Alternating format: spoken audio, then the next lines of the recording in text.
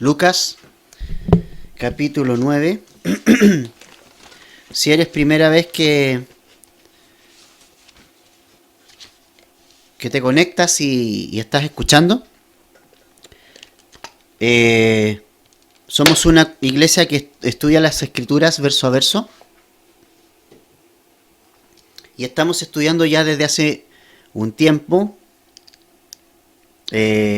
el Evangelio de Lucas, así que vamos a continuar allí en el Evangelio de Lucas. El último estudio de Lucas que tuvimos, recordemos que paramos un poquito por el tema de Semana Santa, así es que allí nosotros tuvimos un estudio especial, pero la última semana que estuvimos estudiando el Evangelio de Lucas, lo que nosotros vimos allí es que el Señor Jesucristo envió a sus discípulos a una misión muy especial. Esa misión era predicar el Evangelio de las buenas noticias a todas las aldeas de cerca, a todas las aldeas cercanas ahí, y que los discípulos fueron comisionados directamente por Jesús, los apóstoles, los 12 fueron enviados. El Señor Jesucristo les dio de su autoridad, ¿no? Él es la autoridad, y entonces Él delegó esa autoridad en sus apóstoles para esa misión. Y entonces ellos fueron a realizar esta obra, esta misión, que fue muy efectiva, porque llegó hasta oídos de Herodes también. Herodes pudo él oír y escuchar de Jesucristo, imagínate, él escuchó de Jesucristo, llegó hasta sus oídos, y él pensó que Juan el Bautista había resucitado. Él quedó ahí con eso en el corazón y en la mente. Recordemos que él oía a Juan el Bautista de muy buena manera, de muy buena gana, pero Herodes nunca tomó una decisión. Y creo que eso es re importante, hermanos, que nosotros lo entendamos. O sea, nosotros tenemos que tomar decisiones que son importantes respecto a Jesús. Es muy importante que nosotros no solo sepamos quién es Jesús, además podamos tomar una decisión respecto a Jesús. Y bueno, los discípulos llegaron muy llenos de gozo después de esta misión, después de esta comisión que se les fue encargada por Jesús. Llegaron llenos de gozo, llegaron con alegría, llegaron contando todas las cosas que habían sucedido, y el Señor Jesucristo los toma a ellos y bueno, se retiraron a un lugar desierto, en un lugar cercano, una ciudad cercana que se llama Betsaida. Ahora, es interesante porque, claro, ellos venían cansados, ellos venían agotados probablemente por los largos viajes. Recordemos que nada de aviones, nada de buses, de automóviles, solamente a pie, animales, y era todo, ¿no? Entonces, muy cansados después de esta comisión, después de esta misión. Y tú puedes pensar, bueno, hay que descansar, ¿verdad? Pero fíjate que nosotros quedamos en el verso 11, y quiero que lo leamos y veamos lo que ocurrió al final de esta misión, cuando ellos volvieron de esta misión. Y cuando la gente lo supo, les siguió, y él les recibió y les hablaba del reino de Dios y sanaba a los que necesitaban ser curados. Ok, o sea, tú puedes pensar, los discípulos están cansados, agotados, pero gozosos, felices. Y ahora resulta que Jesús los saca a un lugar desierto para poder descansar un poco. Y claro, comentan cosas seguramente ahí, empiezan a conversar, a comentar de cómo les fue en esta misión. Un momento de mucho gozo, pero no contaban con que la gente supo que estaba ahí el Señor Jesucristo. Entonces toda la gente alrededor, como ya el ministerio de Jesús es famoso ya, realmente mucha gente lo está siguiendo. Entonces viene mucha gente a ver a Jesús, y Jesús, fíjense ustedes, que les hablaba del reino de Dios. Él lo recibió en primer lugar. Él recibió a la gente. Puedes verla, yo creo, imaginarme un poco los discípulos ahí, cansados, agotados, y ver que Jesús, el Maestro, siempre tiene disposición para atender a la gente, para recibir a las personas y servir a las personas. Porque Jesús, hermanos, vino a eso. Jesús, Marcos 10:45, nos dice que el Hijo del Hombre no vino para ser servido, sino para servir y para dar su vida en rescate por muchos. Jesús vino a eso. Y sus discípulos están observando esto. Y ellos están aprendiendo en un proceso de aprendizaje. Ellos hicieron una pequeña práctica cuando fueron enviados al principio del capítulo 9 a esta misión especial. Ellos están aprendiendo en el terreno mismo, ¿no? Importante. ¿Por qué es importante? Ellos estaban recibiendo la teología de Jesucristo. Ellos estaban recibiendo la doctrina de Jesucristo. Recordemos que después en el libro de los Hechos, ellos se juntan y lo que hacen son 4 cosas. Perseveraban en la doctrina de los apóstoles, es decir, en la doctrina de Jesús, en sus enseñanzas. Y no le temas a esa palabra doctrina. Algunos dicen, no, doctrina, yo no hablo de doctrina porque eso divide, qué sé yo. No. O sea, qué importante es la doctrina. Y la doctrina de Jesús, la doctrina que Jesús está enseñando a sus discípulos, también ahora sus discípulos tienen que irlas poniendo en práctica. O sea, este no es un asunto teórico. Esto no es un asunto de que, wow, yo soy un teólogo, yo soy, o nos encantan esos títulos a nosotros, teólogos, ¿no? Apologistas y todo ese tema. Y la verdad es que el tema es la práctica. ¿Qué estamos haciendo nosotros en la práctica? Y Jesús quiere que sus discípulos aprendan en la práctica. Muy importante. Entonces acá Jesús nos da un tremendo ejemplo de que pese a que ya estaban descansando y todo, se interrumpe ese descanso por unas personas que vienen con necesidades, ¿ves? Pero ¿qué hace Jesús? Primero les recibe, les habla del reino de Dios. Eso es lo primero, ¿no?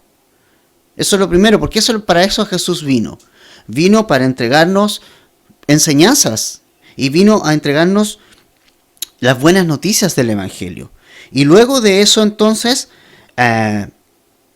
sanaba a los que necesitaban ser curados. Eso es solo misericordia, ¿sí? Solo gracia y misericordia de nuestro Señor Jesucristo. Pero miren desde el verso 12, que es donde hoy vamos a concentrarnos en adelante. Pero el día comenzaba a declinar, y acercándose los 12 le dijeron, despide a la gente para que vayan a las aldeas y campos de alrededor y se alojen y encuentren alimentos, porque aquí estamos en un lugar desierto. Él les dijo, dadles vosotros de comer. Y dijeron ellos, no tenemos más que 5 panes y 2 pescados, a no ser que vayamos nosotros a comprar alimentos para toda esta multitud. Y eran como 5,000 hombres. Entonces dijo a sus discípulos, hacedlos sentar en grupos de 50 en 50, así lo hicieron, haciéndolos sentar a todos, y tomando los 5 panes y los 2 pescados, levantando los ojos al cielo, los bendijo y los partió y dio a sus discípulos para que los pusiesen delante de la gente. Y comieron todos y se saciaron, y recogieron lo que les sobró, 12 cestas de pedazos. Muy bien. Aquí vemos entonces lo que sucede en este contexto, ¿no? De los discípulos. Vienen los discípulos, cansados y todo, están en el desierto, el Señor recibe a la gente que lo siguió, que observó que se fue a ese lugar, Él sanó a mucha gente, obviamente primero les predicó acerca del reino de Dios, y ahora entonces hay una necesidad, los discípulos están viendo una necesidad, porque el día comienza a declinar. Entonces, ¿tú piensas que Jesús no sabía que había una necesidad en ese momento? Había una necesidad de comida porque la gente ya era muy tarde y era difícil que pudiera irse a su casa. Imagínate, ellos se van a quedar ahí, en ese lugar allí. El día comenzaba a declinar, o sea, ya estaba anocheciendo. La gente iba a hacer vigilia allí, probablemente. Y no tenía nada que comer. Piensa por un momento, Jesús que se compadece de las necesidades que tenemos. ¿Tú crees que Jesús no sabía de las necesidades que tenía la gente de hambre, de comida? Por supuesto que sabía. Pero aquí vemos nosotros que los discípulos también tenían esa preocupación. Pero ellos querían dar una solución bien fácil, ¿no? Era deshacerse de las personas. era deshacerse de la gente y decir, Jesús, ¿sabes qué? Mira, ¿por qué no los envías a su casa? Ya pobre gente, tiene hambre, y envíalas a sus casas para que vayan a comer, pero la gente no se quería ir, quería oír a Jesús. Y aquí me encanta porque Jesús les enseña a sus discípulos. Cada cosa que pasa es una enseñanza para nosotros. Y les tira la pelota a ellos, ¿no? Es que le dicen, denles vosotros de comer. Denles ustedes de comer. Debemos nosotros aquí a aprender de esto que está sucediendo acá. Jesús quiere usar a sus discípulos para servir a la gente. Lo que nosotros vemos aquí es que Jesús lo que quiere hacer es que los discípulos que vienen de una misión importante no solamente tenían que estar preparados para esa misión, ellos tienen que estar preparados en todo momento y en todo tiempo para servir a la gente. Y sabes, nosotros como discípulos de Jesús, estamos llamados para eso. Nuestro primer llamado siempre ha sido permanecer a los pies de Jesús y aprender de Él. Y el segundo llamado es a servir. A servir. Tal vez tú dices, yo no sé cómo servir. Pero es fácil, tienes que servir. Servir, puedes tomar una escoba, puedes limpiar un baño, puedes hacer muchas cosas. Pero lo primero que somos llamados nosotros es a permanecer a los pies de Jesús, aprendiendo de Él y a la vez servir. Y aquí Jesús lo que les está enseñando a los discípulos es, hey, ustedes hagan algo. Yo los estoy enviando a ustedes. Yo quiero hacer algo por medio de ustedes. Yo quiero usarlo a ustedes. ¿Ustedes piensan que Jesús no podría haber alimentado a las personas al tiro? ¿Haber hecho algo al tiro? Él tenía todo el poder para haber hecho algo inmediatamente por la gente. Él podía decir a las personas, podía haber hecho así y haber hecho aparecer comida o haber hecho cualquier milagro, ¿no? Porque Él podía hacer cualquier cosa y haber alimentado Él a las personas. Pero lo que Él quiere es usarte, es usarme. Hoy día pasa exactamente lo mismo. Dios podría hacer muchas cosas, pero nosotros tenemos la bendición de poder ser usados por Dios. Y el Señor quiere usar tu vida, hermano, hermana, amigo, amiga. Quiere usar tu vida para sus propósitos y sus planes. Y aquí hay una orden de responsabilidad. Es decir, le está traspasando esa responsabilidad a los discípulos. Dice, denles vosotros de comer, denles ustedes de comer. Entonces, ¿qué vemos aquí? Que nosotros tenemos una responsabilidad como discípulos de Jesús. Tenemos una responsabilidad personal y que Él nos está enviando. Él nos está enviando al servicio. Él nos está invitando a servir y a ser usados. Pero yo tengo que estar dispuesto a ser usado. Tengo que tener la disposición. Pero ¿qué pasó con los discípulos? ¿Cómo reaccionaron? Primero vieron sus limitaciones. Dice el verso 13, segunda parte. Y dijeron ellos, no tenemos más que 5 panes y 2 pescados, a no ser que vayamos a nosotros a comprar alimentos para toda esa multitud. O sea, el gran problema, por decirlo de alguna manera, para nosotros, para ellos, humanamente, es que hacer la obra de Dios es imposible. Hacer la obra de Dios en nuestra fuerza y con nuestros medios es imposible. Tú y yo no podemos hacer la obra de Dios con nuestras propias manos, con nuestras propias fuerzas, con nuestras capacidades. No lo podemos hacer. Acá era imposible que los discípulos pudieran alimentar a esa multitud. No tenían ni el dinero, ni el tiempo para ir a comprar, ni tenían tampoco ahí físicamente los alimentos necesarios para alimentar a una multitud que sobrepasaba fácilmente las 8.000 personas, porque eran 5.000 varones. Cada uno de ellos tal vez con una esposa o muchas mujeres por ahí y niños. O sea, fácilmente podríamos haber llegado al doble de gente, a 10.000 personas. Imagínate. Nuestro estadio acá en Temuco hace 18.000 personas, 19.000 personas.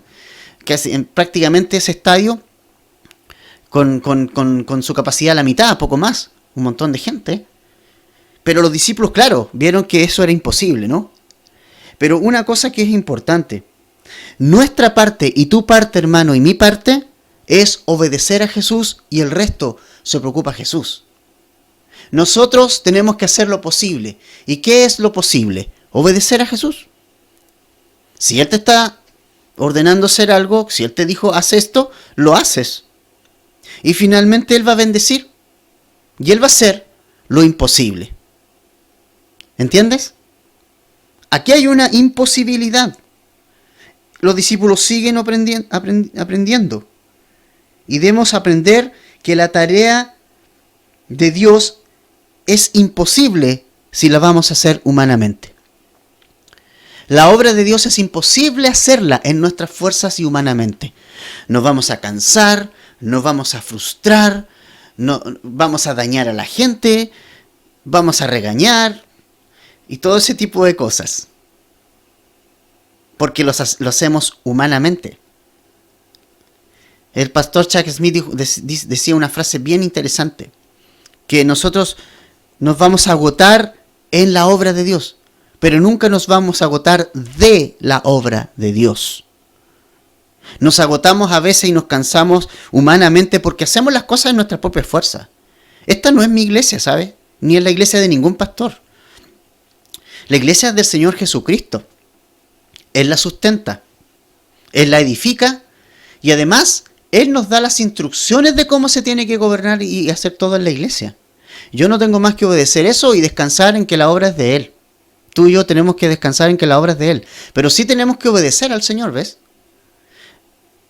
Entonces los discípulos están aprendiendo que es imposible hacer la obra de Dios humanamente. Dios nos hará pasar estas situaciones límites, hermanos, a ti y a mí. Estas situaciones en que nosotros decimos, oye, pero si no tenemos nada, si no hay nada, como acá, como estos discípulos, oye, pero si no tenemos nada, tenemos 5 panes y 2 peces, no tenemos nada. ¿Qué eran 5 panes y 2 peces para 10.000 personas, para 8.000? ¿Qué era eso? Era nada, prácticamente nada. O sea, con eso no alcanzaba ni una miquita para cada uno. Esa es nuestra mirada, esa es la mirada humana, ¿cierto? ¿Qué era eso? Esas situaciones límites el Señor nos permite enfrentar para que nosotros nos demos cuenta y aprendamos a simplemente obedecer y a dar un paso de fe. Y el resto lo va a hacer el Señor Jesucristo. Los discípulos están aprendiendo aquí que si obedecemos a la orden del Señor Jesucristo, que si obedecemos su mandamiento, el Señor Jesucristo va a poner lo que nosotros no tenemos. ¿Qué pasó finalmente? Jesús en el verso 14 dice, y eran como 5.000 hombres. Entonces dijo a sus discípulos, hacedlos sentar en grupos de 50 en 50. Así lo hicieron, haciéndolos sentar a todos. Y tomando los 5 panes y los 2 pescados, levantando los ojos al cielo, los bendijo y los partió, y dio a sus discípulos para que los pusiesen delante de la gente, y comieron todos, y se saciaron, y recogieron lo que les sobró, 12 cestas de pedazos. 12. ¿Puedes imaginar eso? ¿Te das cuenta? Jesús quería usar a sus discípulos y hace que sus discípulos hagan sentar a las personas de 50 en 50. ¿Por qué de 50 en 50? No es importante. Podrían haber sido de 30 en 30, de 20 en 20. Para mí eso no es importante. Lo importante es que el Señor quiere usar a sus discípulos para sus propósitos. Él podría haber hecho ese trabajo también. Él podría haber dicho, ya, juntémonos 50 en 50. Pero Él quiere usar a sus discípulos. Quiere usarte a ti, hermano. Hermana, quiere usarnos. Y entonces, finalmente, ora el Señor al cielo, tomó lo que había, lo presentó ante su Padre y fue multiplicado y todos comieron. Fue increíble eso, ¿no? Tanto que sobró comida. Sobró un montón de comida. Entonces, hermano, hermana, ¿cuál es nuestra parte? Nuestra parte es obedecer al Señor Jesucristo. Esa es nuestra parte. Y si le amamos, lo vamos a obedecer. Porque es un tema de amor. Jesús mismo dijo, si me aman, van a guardar mis mandamientos. Tu parte, mi parte, es obedecer las órdenes de Jesús. Este es un ejército. Somos soldados bajo el mando de Jesucristo. Jesús nos ordena, nosotros obedecemos y Él hace la parte que nosotros no podemos hacer, porque Él es el que tiene el poder. Nuestra parte es obedecer y Jesús hace lo demás. Jesús hace lo imposible. Dicen los discípulos aquí aprendieron una tremenda lección, ¿no? Tremenda lección. Jesús nos está enseñando hoy día exactamente lo mismo. Que nosotros nos quiere usar. Que a ti y a mí nos quiere usar. Y que quiere que aprendamos a depender de Él. La obra de Dios humanamente es imposible de hacer. Pero nosotros hacemos lo posible. Nosotros como humanos hacemos lo posible. Pero Dios, el Señor Jesucristo, es el que hace lo imposible. Solamente espera que nosotros nos dispongamos en sus manos y podamos servirle al Señor. Así que estos discípulos están aprendiendo una lección importante, ¿no? Ahora, aquí también vemos un principio bien interesante. Que por muy poco que tengamos, o insignificantes medios que tengamos, el Señor Jesucristo los puede multiplicar. Multiplicar. Se viene una crisis económica en el país, por si no lo sabía, ¿no?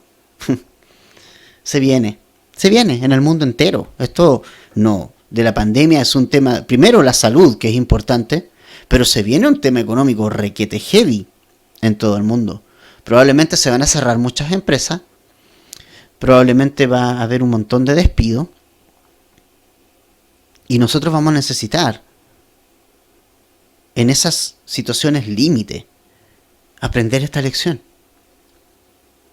El Señor nos pone en estas situaciones límites, hermano. Él nos puso en esta situación límite.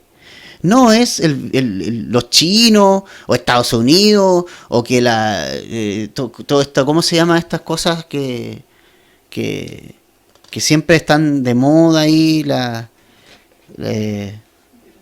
conspiraciones, ni nada? Esto es un plan de Dios. Esto es un plan de Dios. Nos está poniendo en situaciones límite para que aprendamos, hermanos, a depender de Él completamente. ¿Cuándo podemos depender del Señor completamente? Cuando no tenemos nada o tenemos muy poquito. Estos discípulos no podían multiplicar los alimentos, pero su Señor sí. ¿Qué podían hacer ellos? Organizar la gente. Tener la disposición. Era lo único que podían tener. Pero Jesús puso el resto. El Señor puede multiplicar algo tan poquitito en algo mayor. Y no pensemos en el pan simplemente, en las cosas materiales. Nosotros siempre tendemos a llevar todo para ese plano. Esto siempre tiene una enseñanza espiritual para nuestra vida. Una aplicación espiritual. Tal vez nosotros no tenemos nada interiormente, no tenemos nada que ofrecer. ¿Qué podemos nosotros ofrecerle al Señor? Tú y yo. Yo no tengo nada que ofrecerle. Tal vez no tenemos nada que ofrecer al Señor. Pero lo poquito que tenemos, con lo poco que hay, el Señor nos quiere usar. Y quiere multiplicar tu vida. ¿Sí? Vamos adelante entonces, porque vamos a entrar en el centro de este estudio de hoy, y el cual lleva el título que yo le puse hoy, porque vamos a ver una pregunta que Jesús le hace a sus discípulos, que es tremendamente crucial para los discípulos, para ti y para mí. Verso 18. Aconteció que mientras Jesús oraba aparte, estaban con él los discípulos, y les preguntó, diciendo, ¿quién dice la gente que soy yo? Ellos respondieron, unos, Juan el Bautista, otros, Elías, y otros que algún profeta de los antiguos ha resucitado. Él les dijo: ¿y vosotros? ¿Quién decís que soy? Entonces respondiendo Pedro, le dijo: el Cristo de Dios.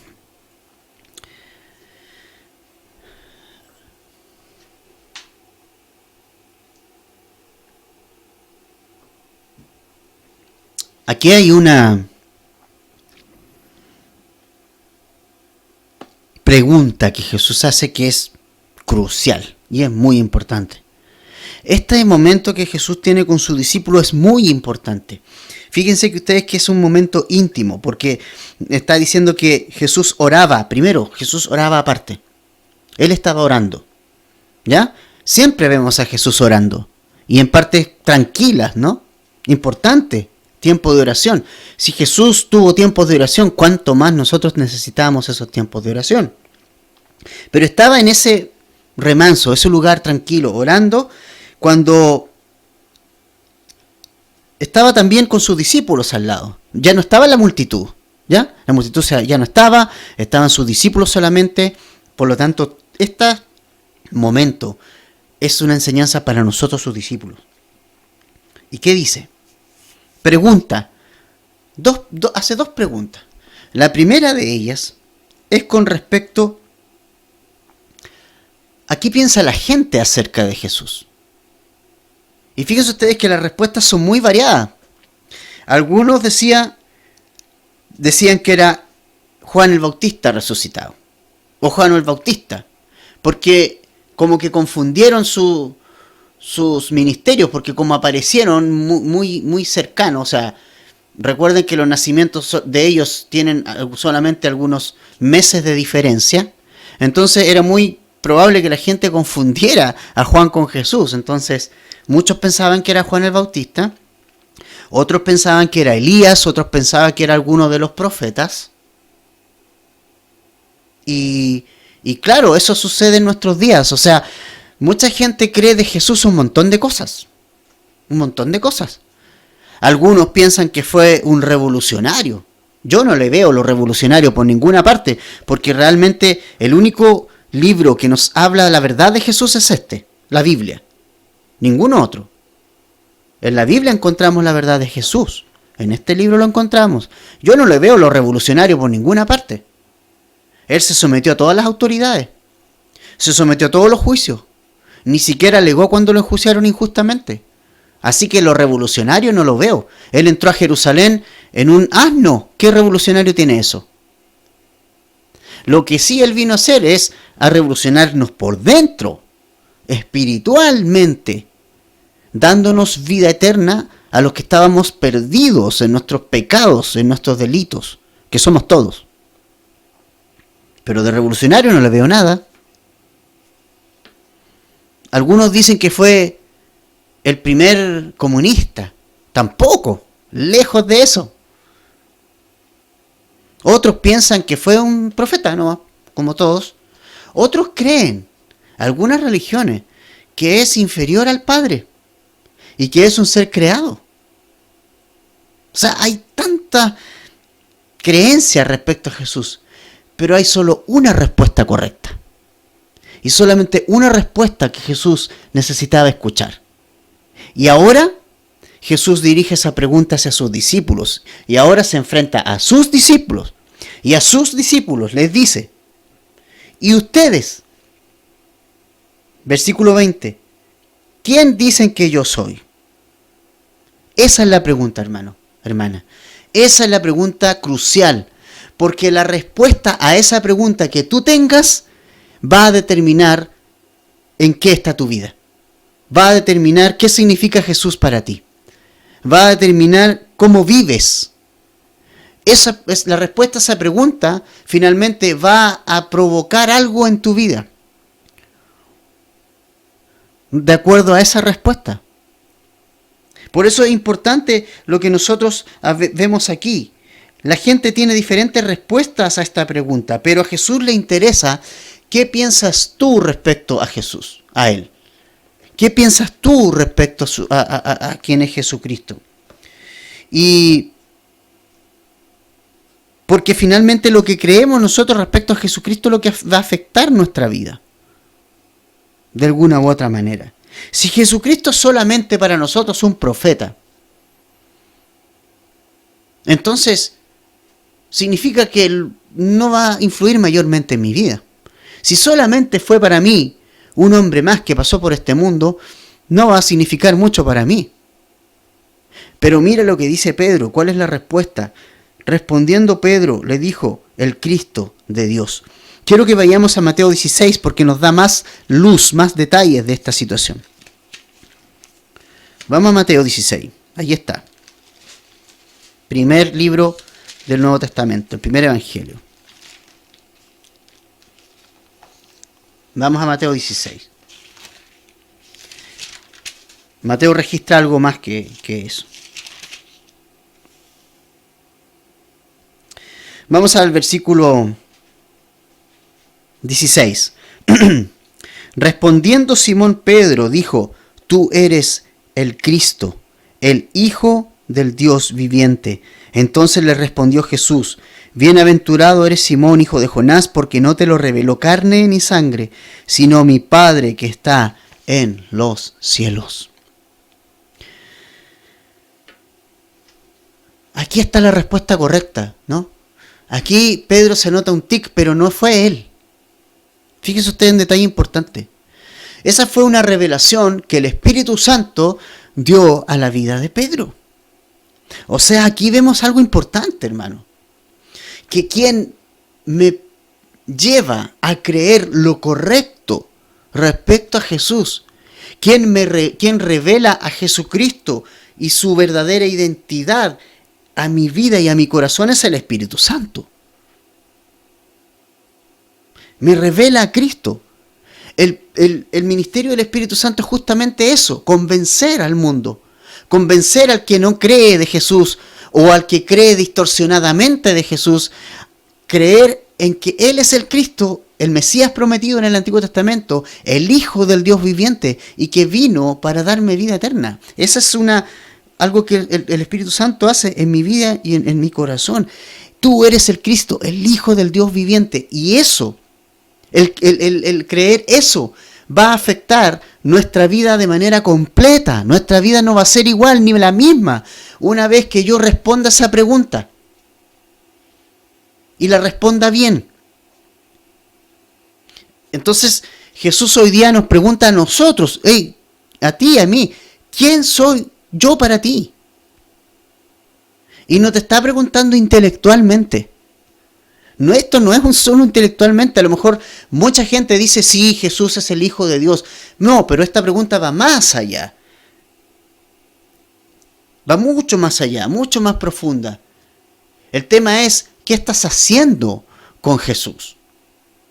¿Qué estás haciendo con Él? No, para mí es el Hijo de Dios. Está bien, pero ¿qué eso ha traído a tu vida? ¿Qué cambio ha traído a tu vida? ¿Qué transformación ha traído? ¿Cómo estás viviendo tu vida? Si tú dices que Jesús es el Hijo de Dios, no dices nada nuevo, dices algo que es verdad. Esa es la respuesta correcta. Jesús es el Hijo de Dios. Jesús es santo, justo, y vino a ser contado como uno de nosotros. Y se puso en nuestro lugar para entregarnos vida eterna. Él sabía que iba a morir en la cruz y va a anunciarlo ahora. Entonces el tema es,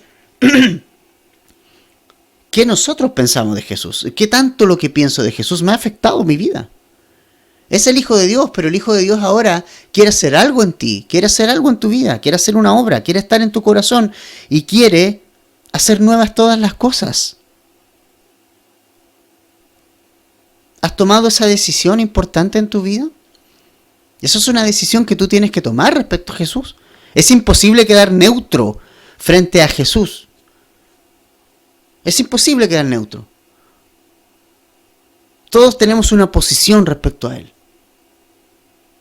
Entonces esta es una respuesta, una pregunta, hermanos, tan requete crucial para nosotros, muy crucial, y es responder, ¿qué es Jesús para mí?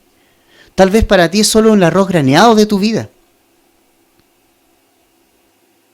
Tal vez es el acompañamiento a toda tu vida y tú haces la vida que tú quieres hacer cuando Dios quiere ser y Jesús quiere ser lo más importante para mi vida. el lugar que el Hijo del Dios viviente se merece en mi corazón. Es el número 1. No se merece otro lugar. Y mira lo que dice más adelante.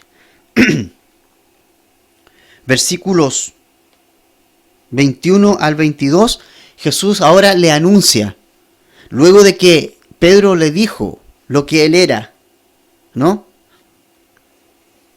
Ahora él anuncia su obra. Pero les encargó, verso 21, él les mandó que a nadie dijesen esto, encargándosele rigurosamente y diciendo: es necesario que el Hijo del Hombre padezca muchas cosas y sea desechado por los ancianos, por los principales sacerdotes y por los escribas, y que sea muerto y que resucite al tercer día.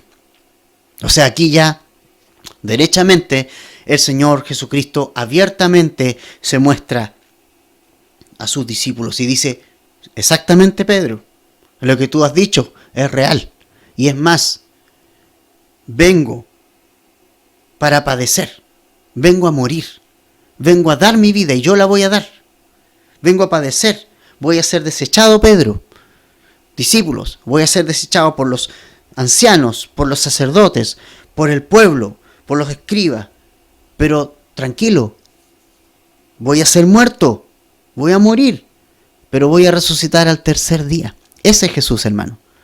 Este es el Jesús que nosotros tenemos que creer. Este es el Jesús que tú y yo creemos y tenemos que creer, y que el mundo tiene que creer. El que fue enviado de Dios con un propósito y un plan. El Hijo de Dios, que vino a morir en una cruz, a ser entregado por nuestros pecados y nuestras iniquidades. Isaías 53:5 dice: mas él herido fue por nuestras rebeliones, molido por nuestros pecados, el castigo de nuestra paz cayó sobre él, y por sus heridas hemos sido sanados de la enfermedad más grande, que no es el COVID-19, la enfermedad más grande de este mundo es el pecado. El pecado es el que tiene este mundo como lo tiene. Y Jesús es el único antídoto contra ese pecado. Y Él vino a hacer eso. Y luego iba a resucitar al tercer día. Jesús le dice: sí, Pedro, sí, discípulos, este soy yo. Este soy yo. Amigos, amiga, ese es Jesús. Vino a morir, vino a sufrir el oprobio de los hombres por nuestra redención, por nuestra salvación, para tener vida eterna. Y resucitó al tercer día, dándole validez a todo lo que dijo. Y todo eso conforme a las Escrituras, como dijo Pablo a los Corintios. Pablo a los Corintios le dijo: yo le estoy entregando el Evangelio, lo que yo recibí. Que el Señor Jesucristo fue entregado y murió en una cruz conforme a las Escrituras, y que resucitó conforme a las Escrituras. Ese es el Evangelio. Ese es el Evangelio. Ese es el Evangelio. Súper simple. Es sumamente sencillo. Pero hermano, amigo y amiga, ¿quién es Jesús para ti? Este es Jesús. Esta es la respuesta correcta.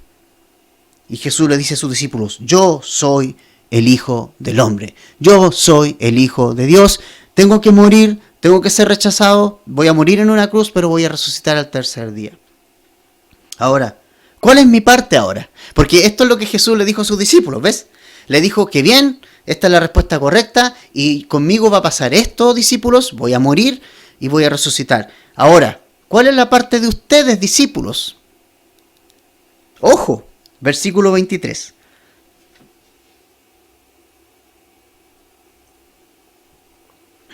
Nuestra parte. Y decía a todos: si alguno quiere venid en pos de mí, niéguese a sí mismo, tome su cruz cada día y sígame. Porque todo el que quiera salvar su vida, la perderá. Y todo aquel que pierda su vida por causa de mí, éste la salvará. Mira qué tremendo. Jesús les dijo a sus discípulos: yo soy el Hijo de Dios, que vengo a dar mi vida por ustedes. Que vengo a dar mi vida por el mundo, para que sea salvo. Yo vine a morir. Voy a morir y voy a resucitar al tercer día. Ahora le dice a los discípulos: ustedes, ahora nos pasa la pelota a nosotros. Si ustedes quieren seguirme, entonces, mira qué importante, si ustedes me quieren seguir, entonces van a tener que morir tal cual. Van a tener que morir tal cual. Seguir a Jesús, hermanos, significa también pasar la cruz. Nunca se nos olvide eso. Nunca se nos olvide eso. Eso nos diferencia de la multitud. Porque la multitud, ¿qué buscaba de Jesús? Los panes y los peces. Los panes y los peces.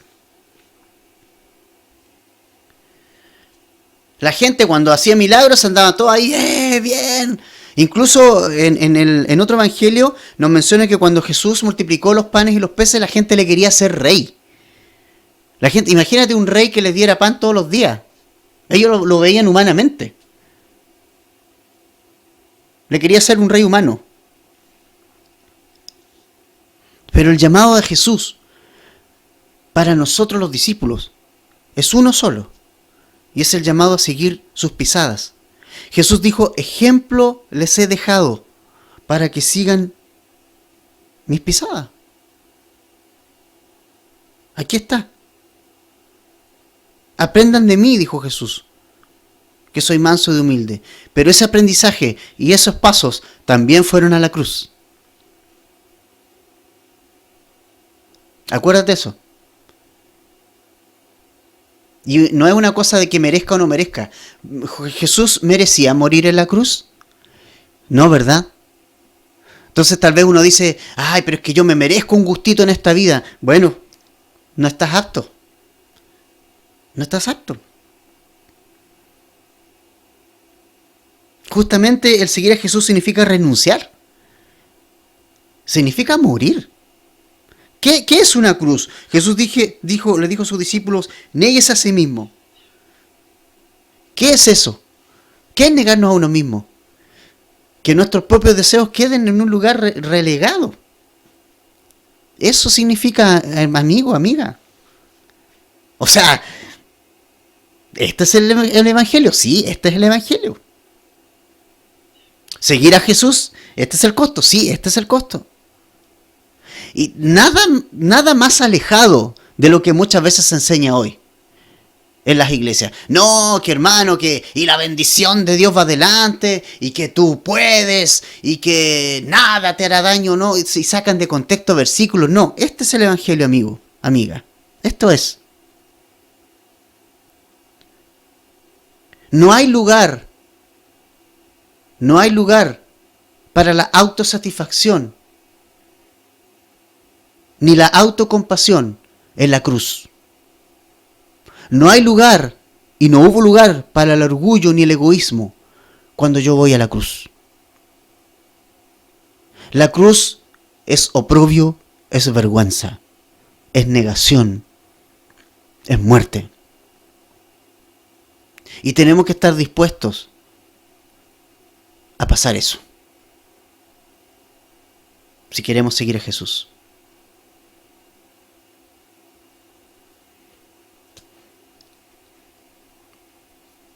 Ay, pastor, es tan difícil. Yo no estoy diciendo que sea fácil, pero es necesario.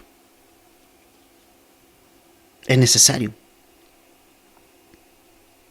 Súper necesario. Ahora, fíjense que el llamado es individual, porque el versículo 23 dice, si alguno quiere. Esta es una decisión personal, amigo, amiga. Tú tienes que tomar una decisión.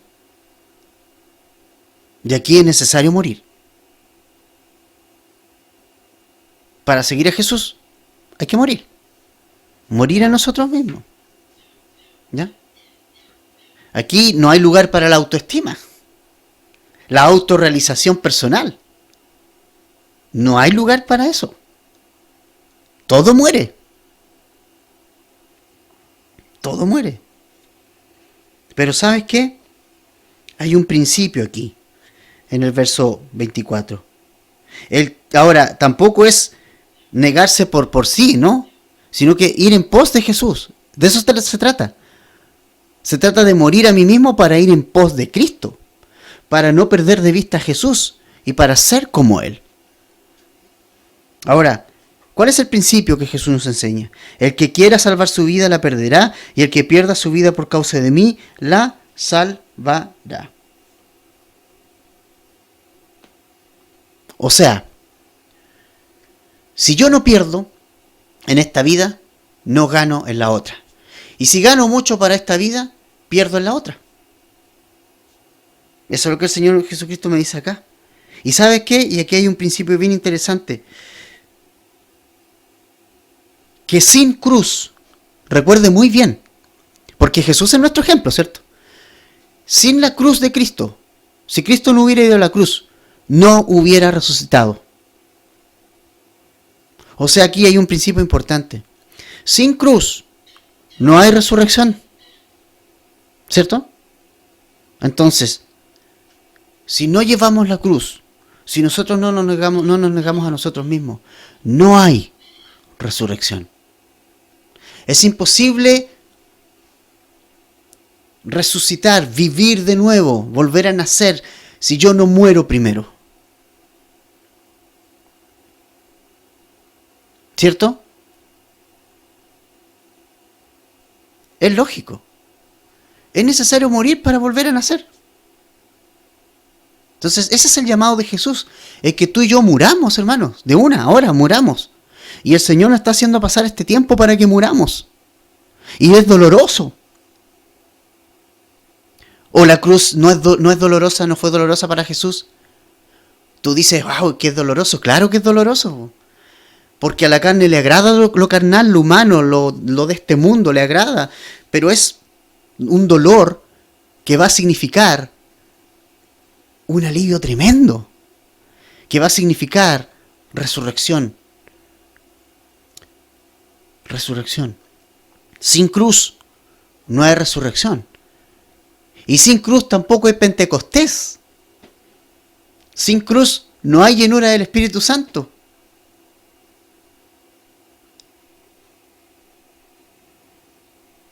Verso 25.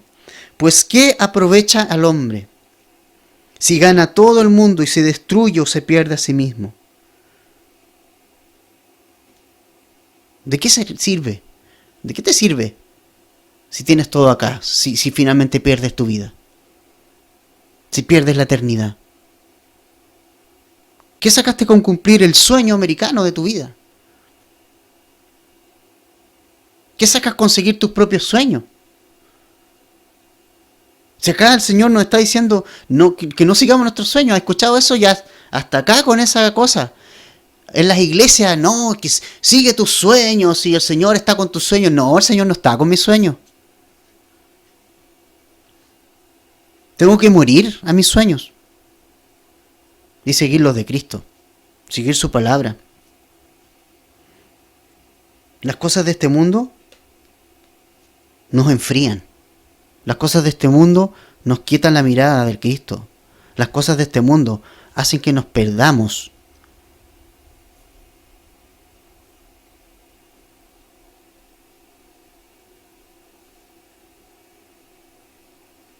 La única forma de vivir es morir.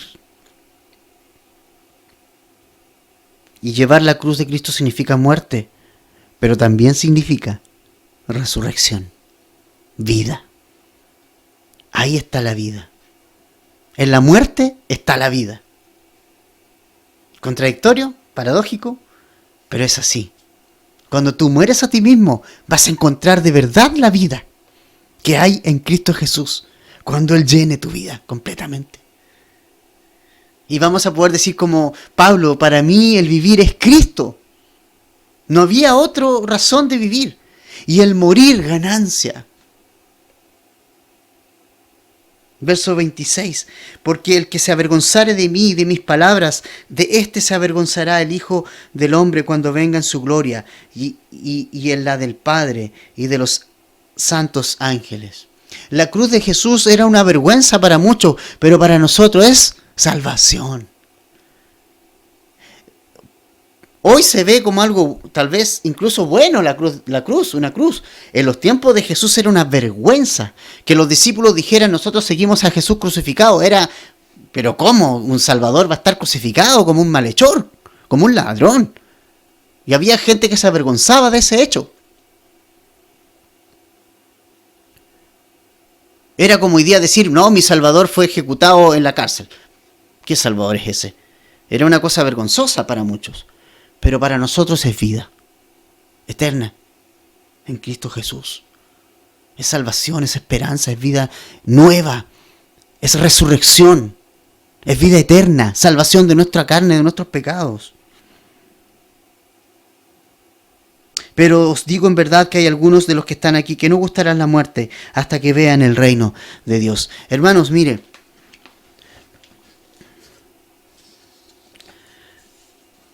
el camino de Jesús es un camino de muerte.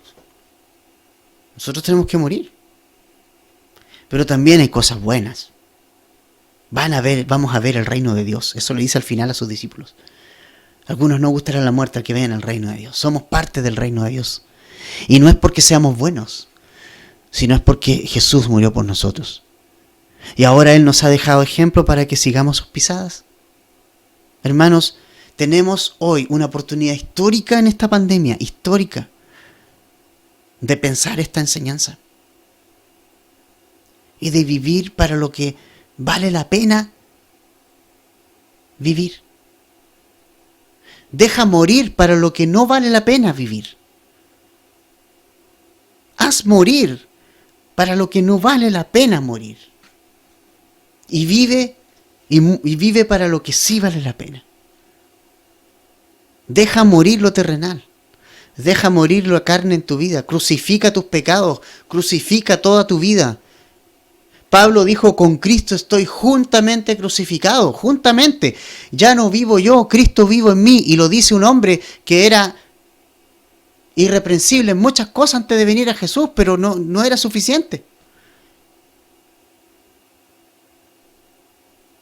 Él dijo, con Cristo estoy juntamente crucificado. Ya no vivo yo, más Cristo vive en mí. Eso está lejos de tanta enseñanza que hoy día circula, que nos hace perder la mente. De que que el cristiano es próspero, que el cristiano no le va a pasar nada, que el cristiano... No, eso no es el evangelio, no sé de dónde lo sacaron. Pablo dijo, para mí el vivir es Cristo.